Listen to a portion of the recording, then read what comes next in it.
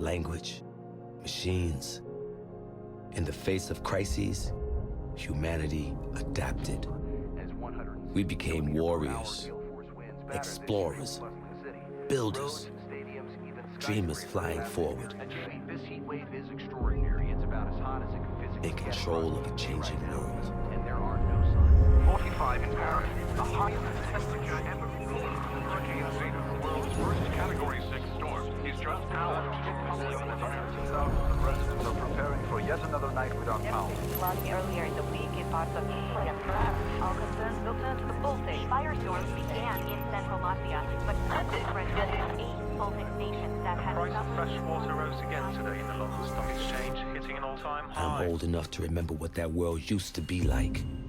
We had places we belonged, country, community, family. Have ravaged 50% of global shipping ports, threatening food supply chains. The Australian population continues to riot in the streets. Militaries to fortify their borders using... At what point does a country stop being a country?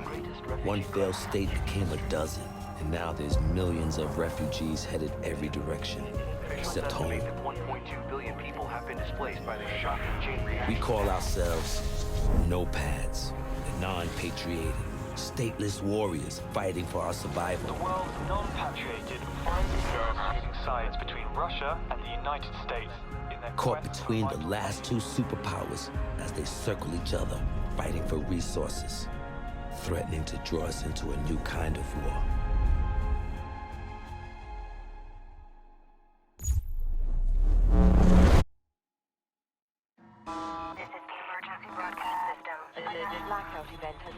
That has disrupted electronic communication across the planet. We don't know what is happening. Are we broadcasting? Are we on air?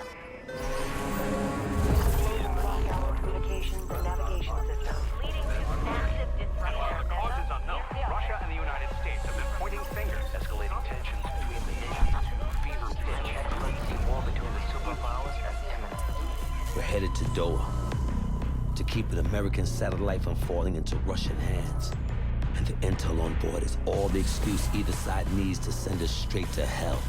But we faced crises before.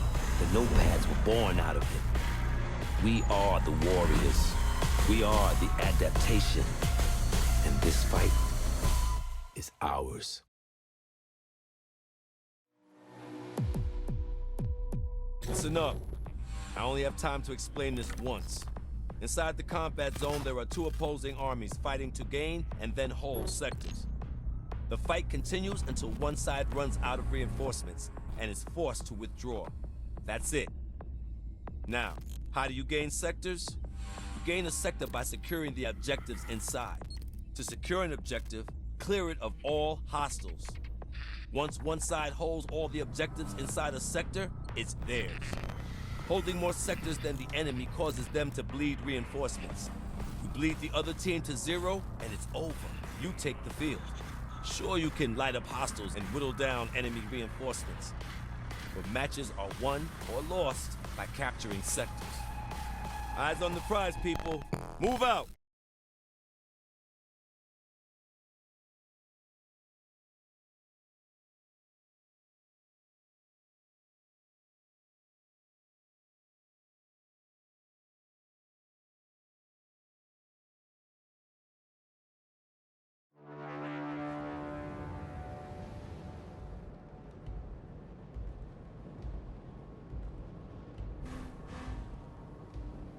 Heads up! New contacts! U.S. forces in the vicinity! Bro, you think you can pass me through to him? I'll try! Hold on! This is Commander Connell. Who am I talking to? Kimball Gray, sir. Part of a NOPAD task force on the ground. We're engaging the Russian ground forces. Unless you nopads want to get caught in the crossfire, I suggest you join us. We got a choice? When? Sending coordinates. See you on the field. So much for stopping a war.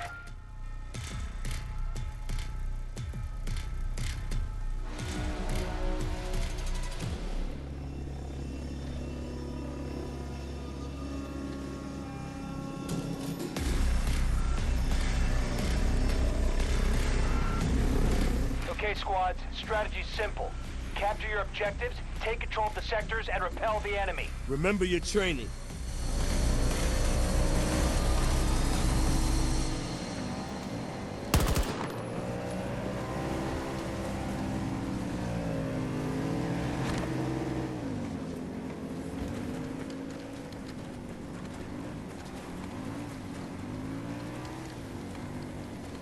Attack the objective! Go! Monitoring your advance, Nopats. Take that objective and show the enemy no quarter.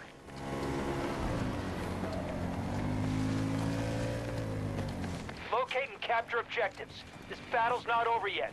Forward point! Let's move! Most sectors are now under our control. Allied troops targeting Bravo 1. Intel shows no hostiles present. Nopats, you are free to move on that objective. Take that position! That's it! Good work! The sector is now under our control. You Nopats don't disappoint.